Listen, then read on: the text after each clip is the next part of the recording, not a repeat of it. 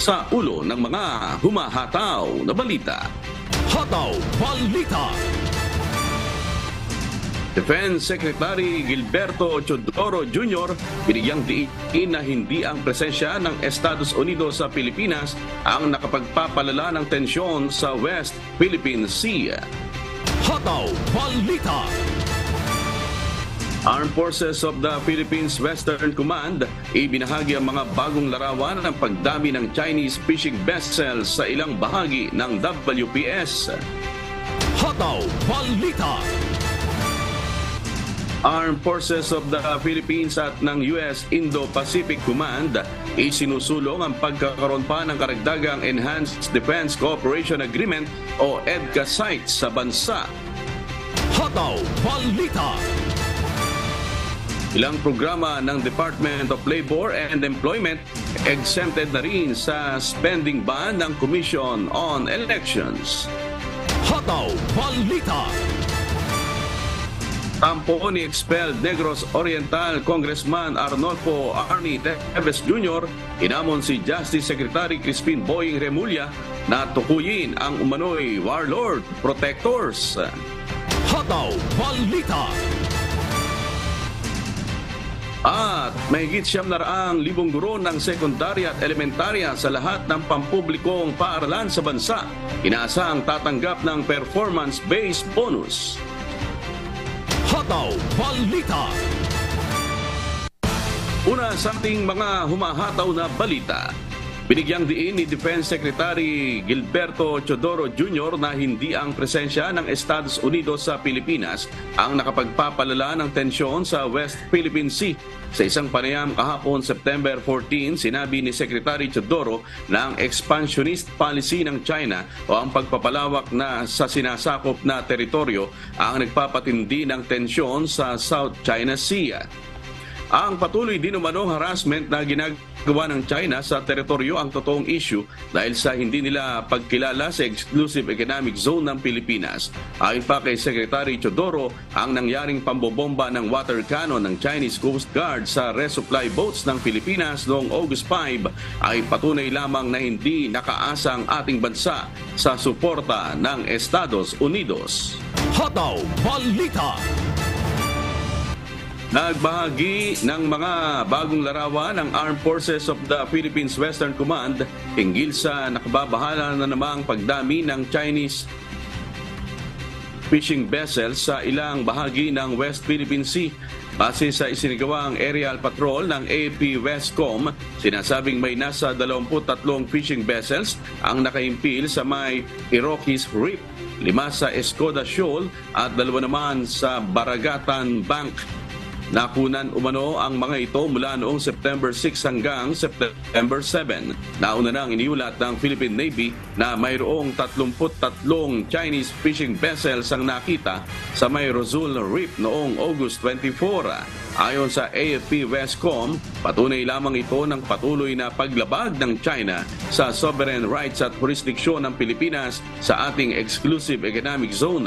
Ito anilang dahilan ng lalo pang paglala ng tensyon sa lugar dahil sa patuloy na pagbabanta ng China sa maritime security at pag-angkin sa yamang dagat na pagmamay-ari ng Pilipinas. Hataw Balita. Nasa rekomendasyon na nina Armed Forces of the Philippines Chief of Staff General Romeo Browner at United States Indo-Pacific Command Commander Admiral John Aquilino ang karagdagang Enhanced Defense Cooperation Agreement o EDCA site sa bansa. Dahil nito na lalo pang mapalakas ang ugnayan ng Philippines at US Armed Forces. Si Alan Manansala, humahataw. Hataw Balita.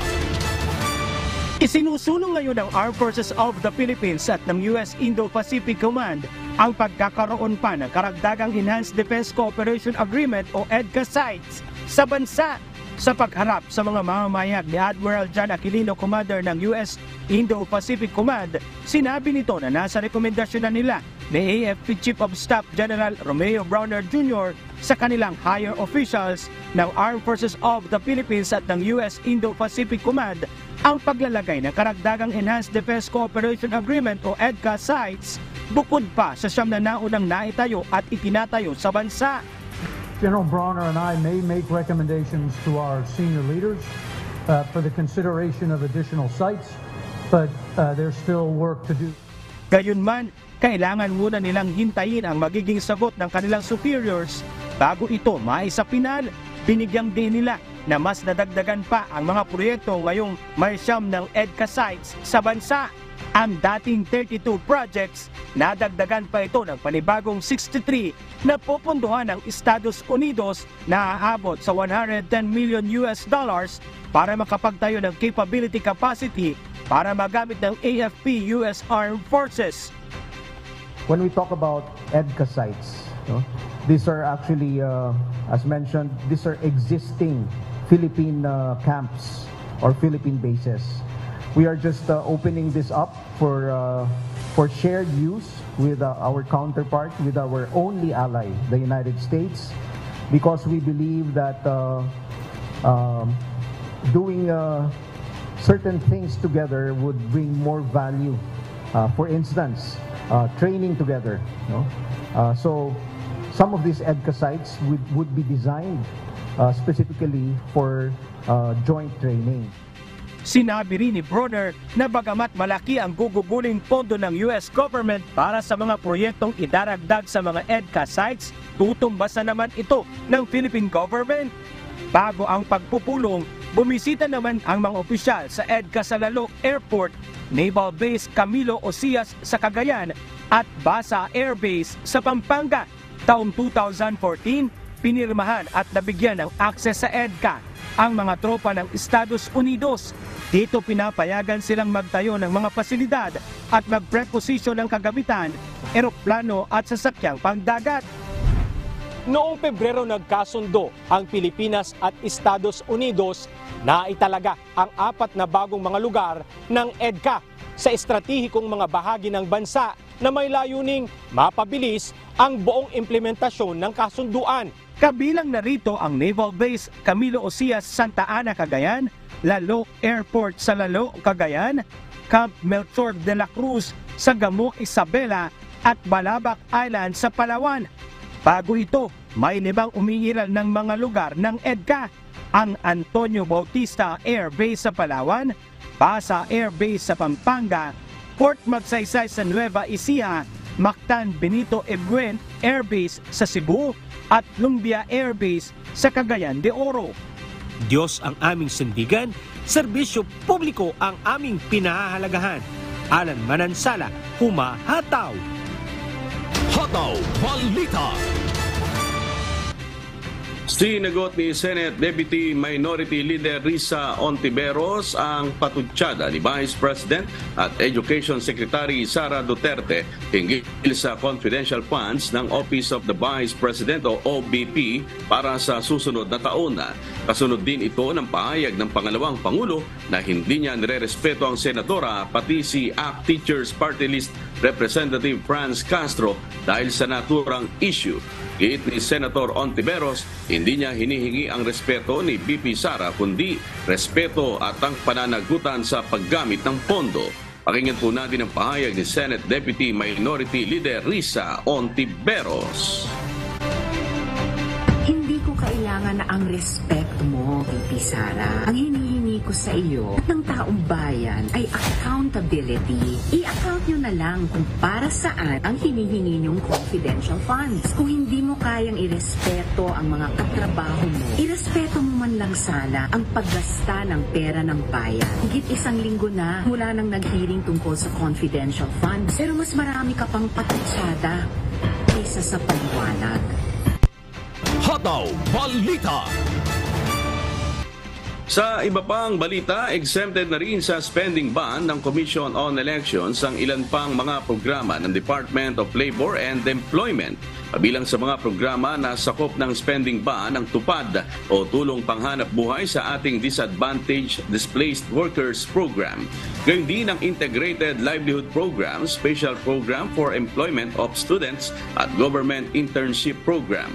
Nauna na ang in-exempt ng COMELEC sa spending ban ang ginagawang pamamahagi ng cash assistance ng Department of Social Welfare and Development para sa mga micro-rice retailer na apektado ng ipinatutupad na price ceiling sa bigas. Ang ipinatutupad na spending ban ng COMELEC ay may kaugnayan sa gaganaping barangay at sangguniang kabataan elections.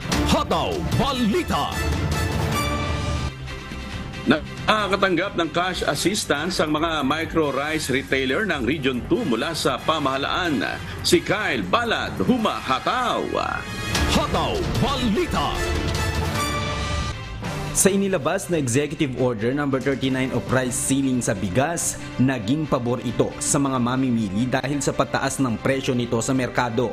Subalit taliwas para sa mga maliliit na mga rice retailers sa Region 2. Kaya naman kahapon, September 14, malaking tulong ang ginawang distribusyon ng payout para sa mga micro rice retailer na apektado ng pinatutupad na price ceiling sa bigas sa rehiyon. Sa ilalim ng Sustainable Livelihood Program, Economic Relief Subsidy ng Department of Social Welfare and Development o DSWD, tumanggap ng tig 15,000 pesos ang mga micro-rice retailer. Naging katuwang DSWD ang Department of Agriculture, Department of the Interior and Local Government at Department of Trade and Industry sa pamamahagi ng nasabing ayuda. Ayon sa DOT, mahigit 400 rice retailer ang tumanggap ng cash assistance sa unang batch ng mga benepisaryo.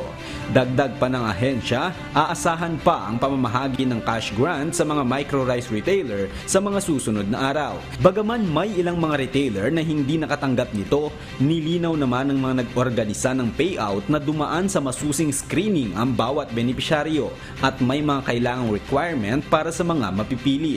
Nagpaalala rin ang ahensya sa mga rice retailer na nakatanggap na ng ayuda na sumunod sa price ceiling dahil anumang oras ay magsasagawa sila ng inspeksyon at maggagawad ng karampatang aksyon sa mga hindi susunod dito. Diyos ang aming sandigan, serbisyo publiko ang aming pinahahalagahan. Kyle Balad, humahataw. Hataw Balita. Planong pagbibigay din ng cash subsidy sa mga magsasaka, isinusulong ngayon ng pamahalaang panlalawigan ng Albay. Si Brian Baldarahe, humahataw. Hataw Balita. Isinusulong ngayon ng ilang lokal na mambabata sa lalawigan ng Albay ang panukalang pagbibigay ng cash subsidy sa mga magsasakang naapektuhan ng Executive Order No. 39 o Rice Price Cap. Paliwanag kasi ng mga ito, hindi lamang mga trader o micro-rice retailer ang naapektuhan ng paglalagay ng price ceiling sa presyo ng ilang klase ng bigas. Giit ng mga ito, ang mga magsasaka ang mas tinamaan ng nasabing kautusan, lalo na yung mga may sinasaka lamang na maliit na lupain. Bago kasi ipatupad ang EO39, nakapagbebenta pa ng 22 pesos per kilo ng palay ang mga magsasaka sa probinsya. Subalit ngayon ay nasa 19 pesos per kilo na lamang ang bentahan nito. Nais ng mga mambabatas na makatanggap ng kaparehong halaga ng financial assistance ang mga magsasaka sa rehiyon. Samantala, plano rin ng pamahalaang panlalawigan ng Albay na buuin ang digital clustered rice farming na naglalayon mapautang ang mga apektadong magsasaka sa probinsya. Diyos ang aming sandigan, serbisyo publiko ang aming pinahahalagahan. Brian Baldarahe, humahataw. Hataw Balita. Gagamit na ng mga body-worn camera ang mga tauhan ng Quezon City Police District bilang paghahanda sa isasagawang barangay at sangguniang kabataan election sa lungsod. Layo ng nasabing hakbang na palakasin ang security operation ng pulisya sa anumang insidente sa BSKE. Si Jerry Galicia, humahataw. Hataw Balita. 179 na body-worn camera o BWC ang pinagkaloob ng Quezon City Government sa Quezon City Police District o QCPD para sa nalalapit na barangay at sangguniang kabataan elections sa susunod na buwan. Layo ng local government unit na mai-record ang anumang insidenteng posibleng mangyari sa pagsasagawa ng security operations ng mga pulis sa tinatayang mahigit 100 polling precinct sa syudad. Ayon kay QCP Director Brigadier General Frederico Marana, mas accurate at malawak ang magiging scope ng body-worn cameras na makapagre-record ng mga footage ng insidente kumpara sa makikita ng naked eye ng isang pulis. Bukod sa bodycam, gagamit din ng drones ang QCPD sa BSKE. Tatagal ng halos 5 oras ang battery ng isang body-worn camera. Kung magkakaroon ng instansya na malobat, pwedeng agad makipag-ugnayan sa command center upang mapalitan. Kaugnay ng paghahanda sa BSKE, inilunsad din ng QCPD ang Task Force District Anti-Crime Reaction Team. Binubuo ang team ng mga skilled and well-trained motorcycle officer na mabilis makaresponde sa mga krimen at insidente at makasusuporta sa pagkapanatili sa kapayapaan at kaayusan ng BSKE. Kasama pa riyan ang 22 motorsiklo, body vest, tactical helmets at handheld radios. Tinatayang siyam na ang PNP personnel ang ipakakalat ng QCPD sa mga vital installation at mga boating center 1 linggo bago ang isasagawang halalan. May karagdagang puwersa pa na magagaling sa Joint Task Force National Capital Region ng Armed Forces of the Philippines, Bureau of Fire Protection, QC Department of Public Safety at Local Disaster Risk Reduction and Management Office. Diyos ang aming sandigan, serbisyo publiko ang aming pinahahalagahan. Jerry Galicia, humahataw. Hataw Balita.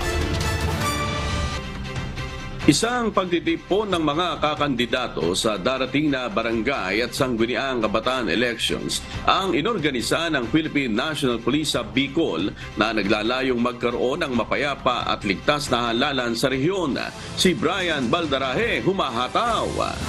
Hataw Balita. Tuloy-tuloy ang isinasagawang dialogo ng Philippine National Police o PNP sa Albay para sa mga tatakbong kandidato sa lalawigan para sa darating na barangay at sangguniang kabataan elections o BSKE. Sa pagtitipon ding ito, pinaaalalahanan ng lahat ng mga kandidato kaugnay ng mga pinagbabawal at mga nararapat gawin sa panahon ng campaign period. Kahapon September 14 sa bayan ng Ginubatan, sama-sama ring nanumpa at pumirma sa isang integrity pledge ang mahigit sa 1,700 na kandidato sa nasabing bayan para sa ligtas at tapat na halalan. Nagsagawa naman sa bayan ng Ligaw ng Unity Walk ang lahat ng kandidato para makiisa sa nasabing programa. Pero ito lahat ay meron kaming mga pamamaraan para masunod natin ang kautusan ng COMELEC na sundin yung kung ano yung nararapat, kung ano yung pinagbabawal, ano yung dapat gagawin. Especially kapag hindi pa dapat mangampanya. Samantala, kinumpirma ni PNP 5 Regional Director, Police Brigadier General Westrimundo Obinque na mayroon silang minomonitor ngayon ng mga grupo na posibleng maging private armed group. Mahigpit din anyang binabantayan ngayon ng pulisya ang mga red flag listed barangay sa rehiyon na posibleng mataas ang banta ng karahasan sa darating na eleksyon. Pero meron kaming binabantayan na PPAGs. Ibig sabihin ng PPAGs yung probable or potential private armed group. Ibig sabihin, posible na maging private armed group na gamitin ng mga politiko pagdating ng halalan. Diyos ang aming sandigan, serbisyo publiko ang aming pinahahalagahan. Brian Baldarahe, humahataw.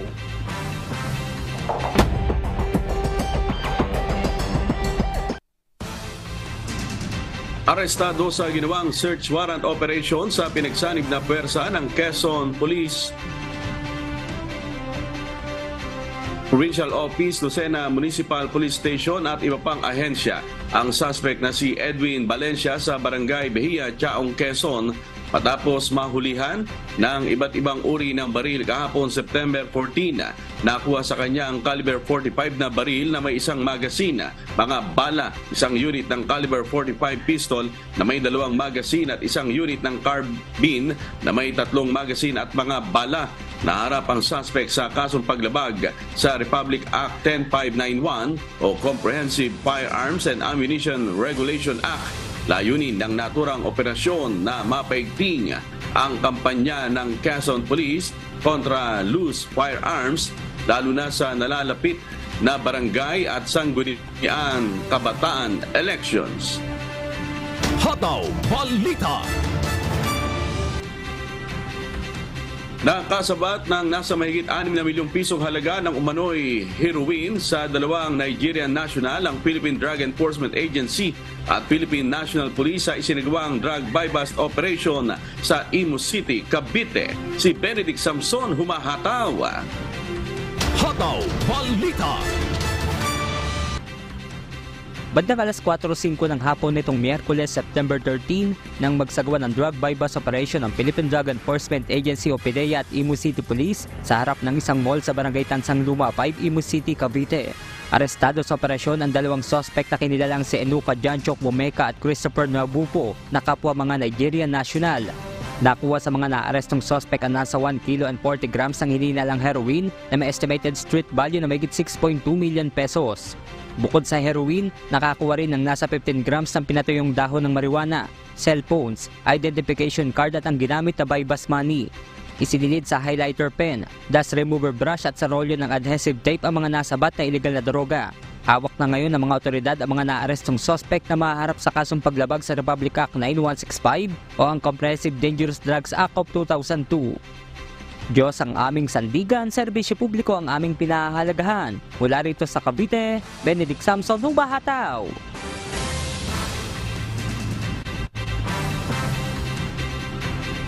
Hataw Balita. Sinaksihan ni Department of the Interior and Local Government o DILG Secretary Attorney Benjamin Abalos Jr. ang pagsisimula ng second batch ng recruitment at selection process para sa mga dating kombatant ng Moro Islamic Liberation Front o MILF at Moro National Liberation Front o MNLF.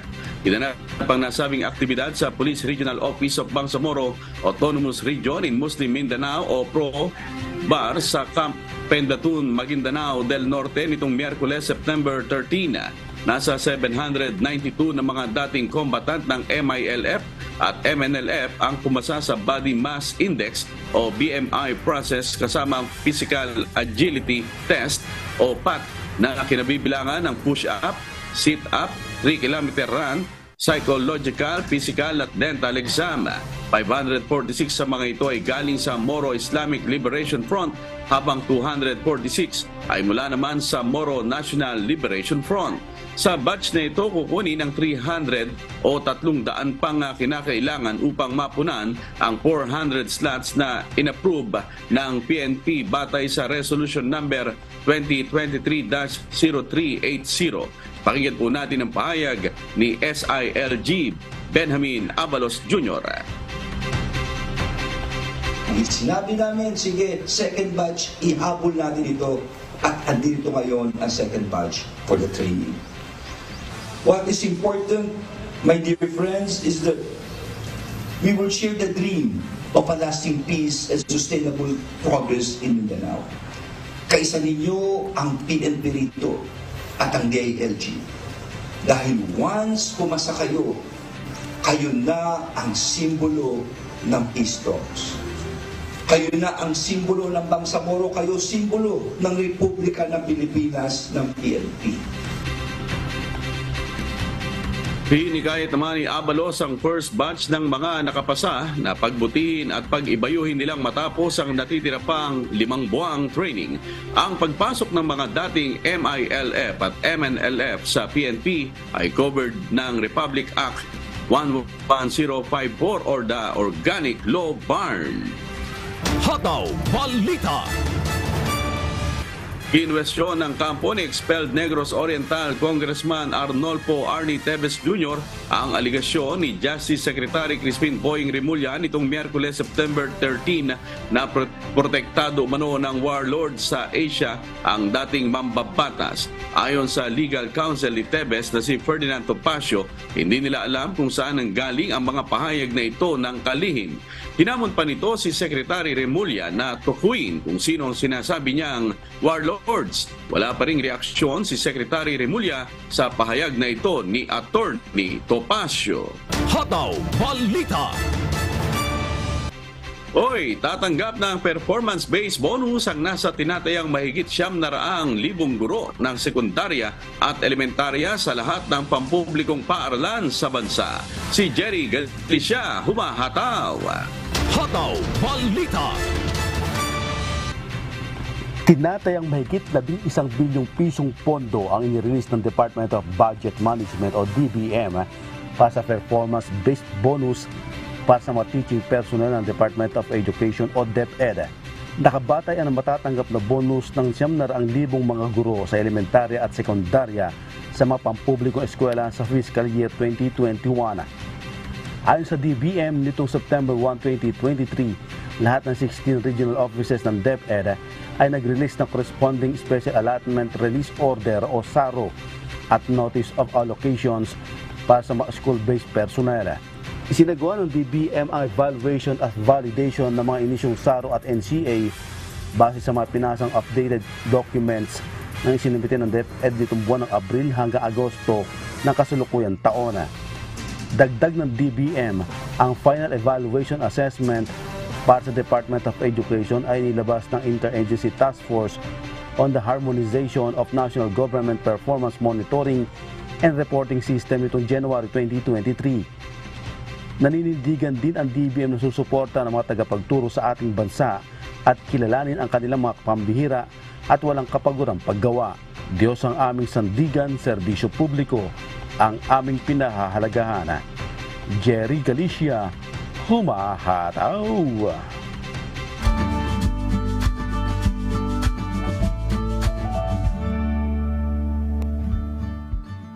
At sa ating ulat panahon sa kasalukuyan, batay po sa monitoring ng Philippine Weather Bureau Pag-asa, nakita na nakakaapekto pa rin ang southwest monsoon o habagat sa southern Luzon, Visayas at Mindanao.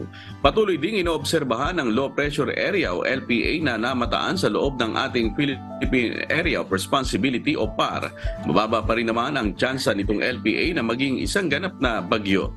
As of 3 a.m. ngayong Biyernes, September 15, huling namataan itong nasabing LPA sa 405 kilometers sa hilagang silangan ng Itbay at Batanes. Asahan po ngayong araw na makararanas ang Zambales, Bataan, Palawan, Occidental Mindoro, Western Visayas, Zamboanga Peninsula, Northern Mindanao at Caraga ng maulap na kalangitan na may kalat-kalat na pag-ulan at ng malakas na ulan na may pagkulog at pagkidlat dahil sa habagat.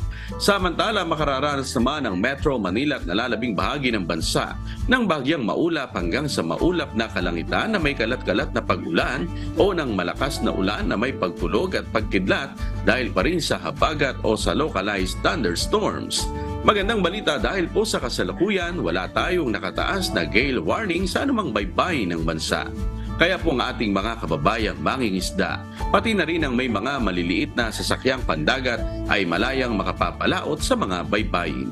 Sisikat po ang araw mamayang alas 5:45 ng umaga at lulubog naman mamayang alas 5:58 ng hapon. Tandaan, sa bawat araw na ating nasisilayan, tayo magpasalamat sa Diyos na may lalang.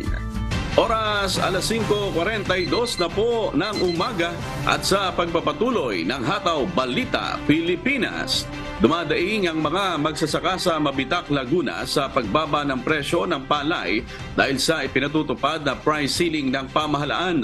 Si Marcos Doria, humahataw. Hataw Balita. Iniinda ngayon ng mga magsasaka ng palay sa bayan ng Mabitak, Laguna ang sobra umanong baba ng bentahan ng palay sa kanilang lugar. Ayon kay magsasakang si Jeffrey Samela, marami na sa kasamahan niyang magsasaka ay hindi na umano nagtatanim dahil natatalo umano sila sa puhunan. Ang alam ko pong presyo ngayon ng palay ay 19. Para pong mga magsasaka, talo pa po . Ilang buwan po ngayon nila tapos ang baba po nang bibili ng presyo ng palay tapos ang bigas lang po hindi po nababa, lalo pong pataas ng pataas. Lang po yung iba pong magsasaka hindi na nagawa. Apektado din aniya sila ng patuloy na pagtaas ng mga pangunahing bilihin na ginagamit sa mga palayan tulad ng abono, fertilizer at iba pa. Nung hindi pa nagtatakda si BBM ng price ng pamimili ng palay, 23 pa ang bili namin dyan. O biglang ibinaba. Ngayon may nagsasabing 19 na lang daw or 18, ganon. So kaya yan, stock namin siya. Hindi namin siya magiling kasi laking lugi namin pagka binili namin yan. Tapos pati sa price ng bigas, nagtakda din siya ng presyo. 41 to 45 per kilo lang yata ang sinabi niya. Kaya laking lugi kung gigilingin namin siya na sa tinakdaan niyang presyo ibibigay. Kaya stop muna namin siya. Ayon naman kay Mabitak Laguna Municipal Agriculturist John Vapran Patrick Salvador, aminado sila na lugi ang kanilang mga maliliit na magsasaka sa bentahan ng palay sa kanilang lugar. Malaki na kasi yung puhunan doon pa lang sa palay. Rule of thumb ay halos doble mula sa harvest. 18 pesos, dapat mga 30 plus. So, medyo mababa talaga. Nalulugi yung, bukod sa lugi yung farmer natin, lugi din yung mga retailer natin. So, hindi natin masisisi sila kung bakit hindi nila kayang ibaba ng sobrang baba yung presyo. Masyadong mababa yung binigay na price cap. Dagdag pa ng opisyal na kasasapat pa naman umano ang palay sa kanilang lugar at nakapagsusupply pa rin ito sa mga karatig bayan. Diyos ang aming sandigan, serbisyo publiko ang aming pinahahalagahan. Mula sa Laguna, Marcos Doria, humahataw! Hataw Balita.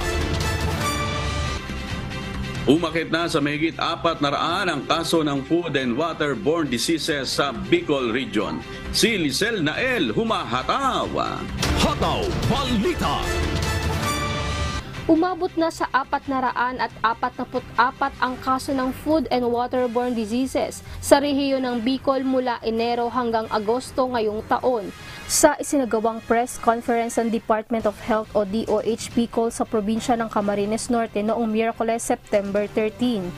Inanunsyo na isa sa nangungunang kaso ng waterborne diseases sa Bicol ang kolera na lubhang napakadelikado sa buhay ng isang individual. Dahil dito muling nagpaalala ang ahensya sa mga dapat gawin kapag nakararanas ang sintomas ng naturang sakit. Ilan sa mga ito ay ang diarrhea o rice water stool na may malansang amoy, pagsusuka at posibleng dehydration. Isa sa maaaring gawin ng apektadong individual ang homemade orisol na pamalit sa nawawalang tubig ng katawan. Sa 1 litrong tubig, magtimpla ng 4 hanggang 5 kutsaritang asukal at 1 kutsaritang asin. Kung lumala ang kalagayan ng pasyente, tumawag ng emergency medical services o dalhin agad sa ospital.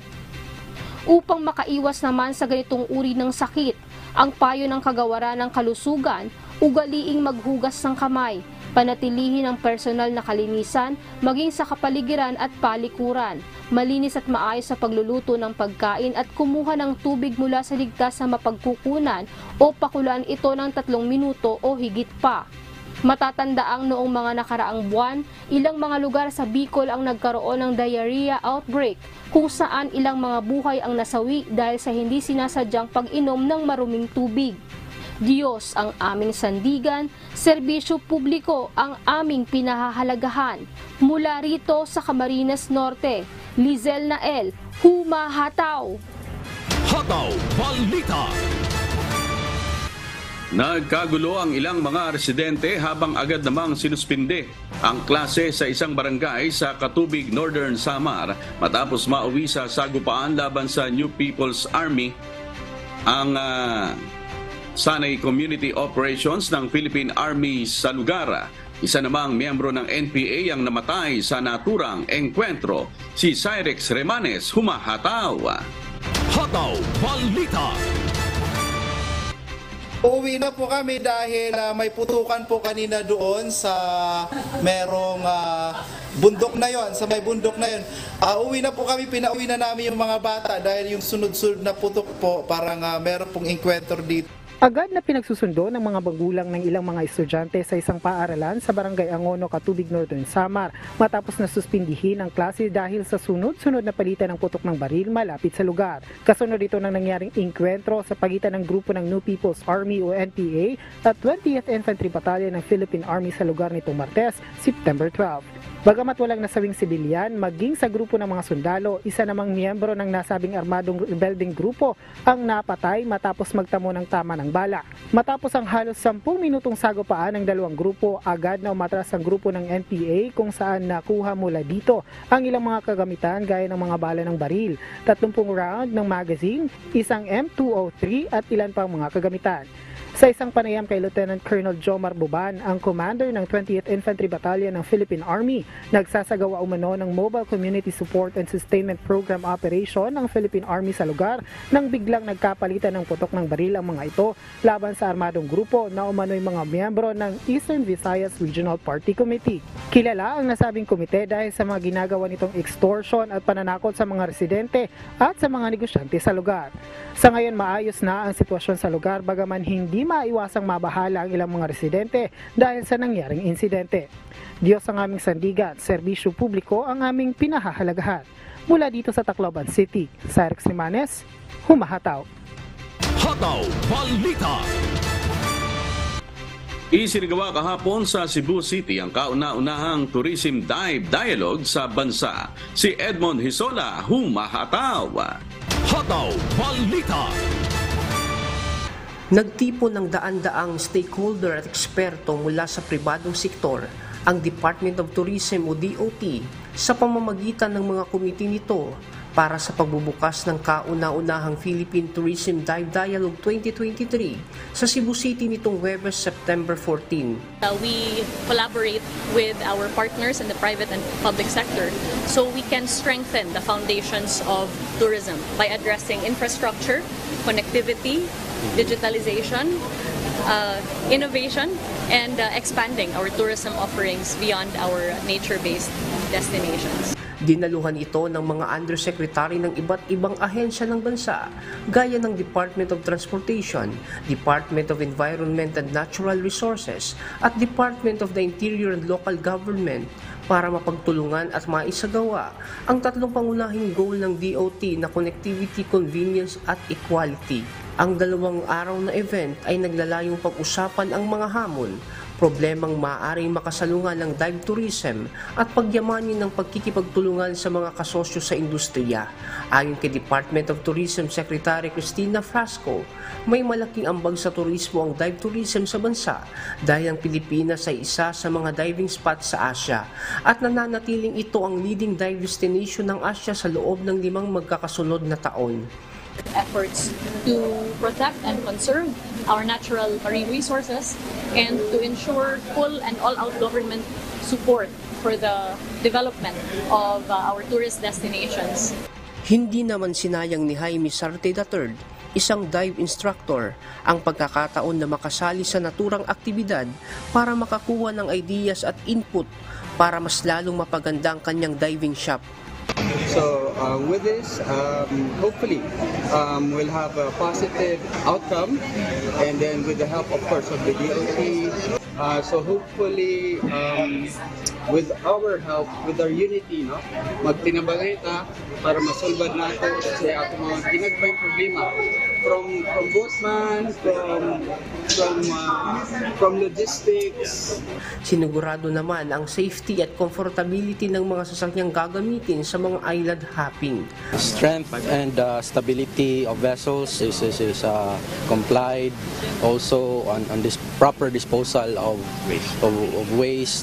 Ngayong Biyernes, September 15, nakatakdang lahukan ni DOT Secretary Frasco kasama ang mga pribadong stakeholder mula sa iba't ibang dako ng bansa ang isasagawang clean-up drive sa Lapu-Lapu City, Cebu.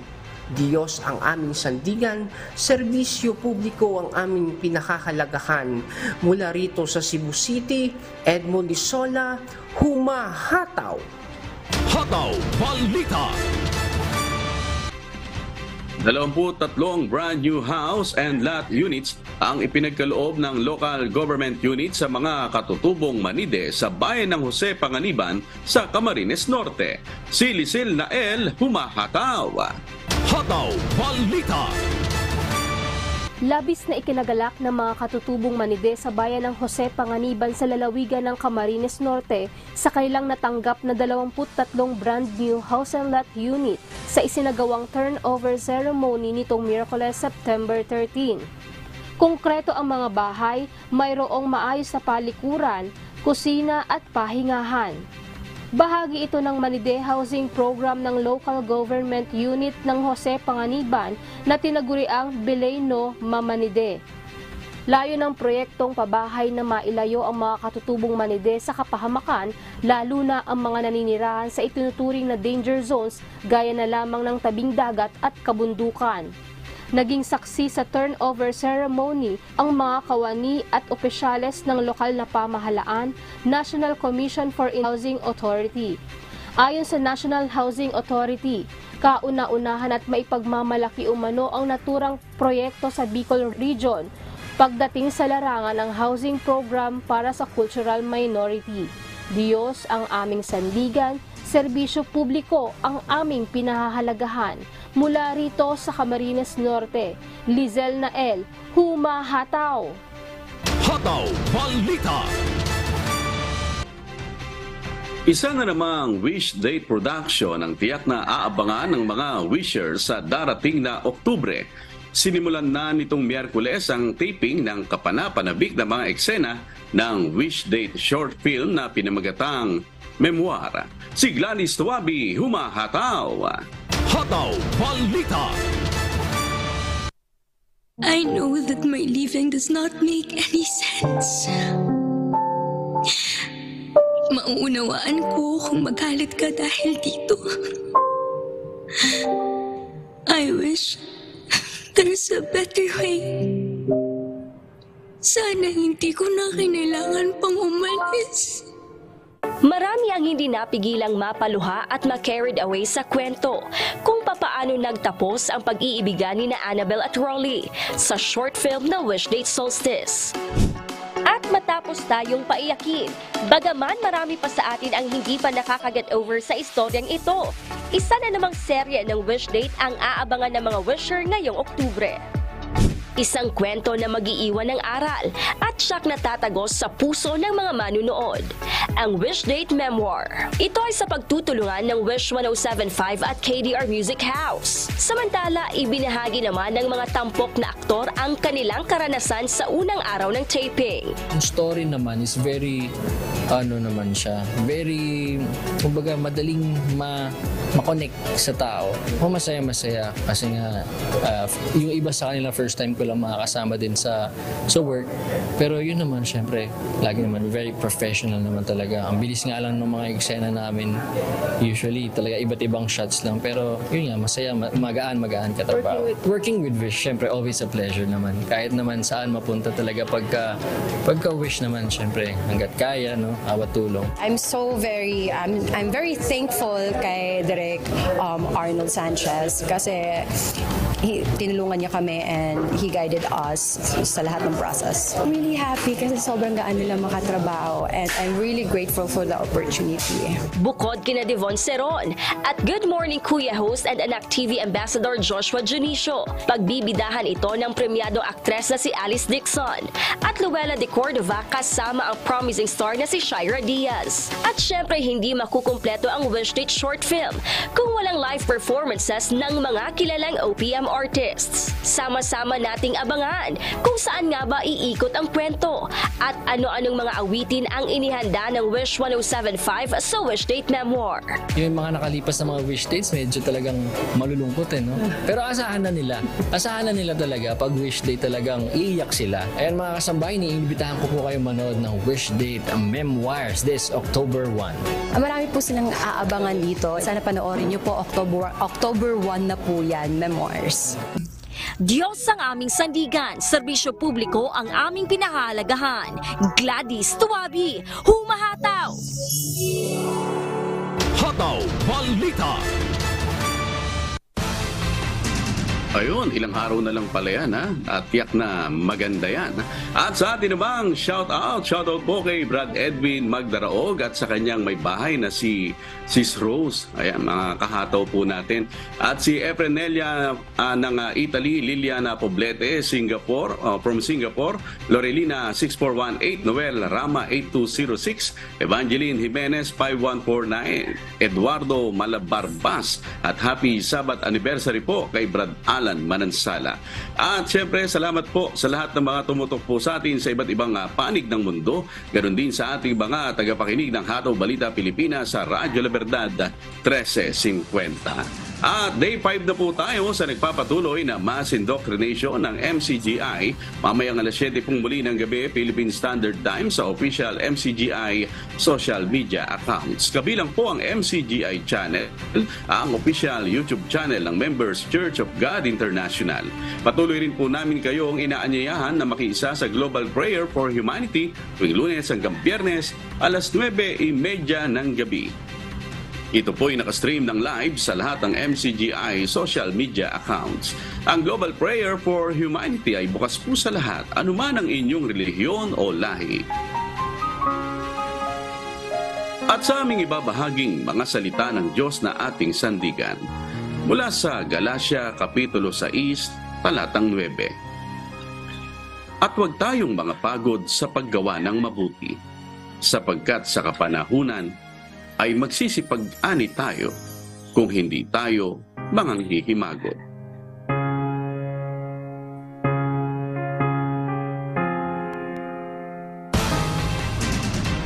At yan pong mga humahataw na balita ngayong umaga ng Biyernes, ika-15 sa buwan ng Setyembre 2023. Sa ngalan po ng lahat ng bumubuo ng UNTV News and Rescue at ng UNTV Radyo Libertad 1350 ng ating mga correspondent mula Luzon, Visayas at Mindanao. Ako po ang inyong amigo, Shervin Kulubong, at dito sa UNTV at UNTV Radyo Libertad 1350. Diyos ang aming sandigan.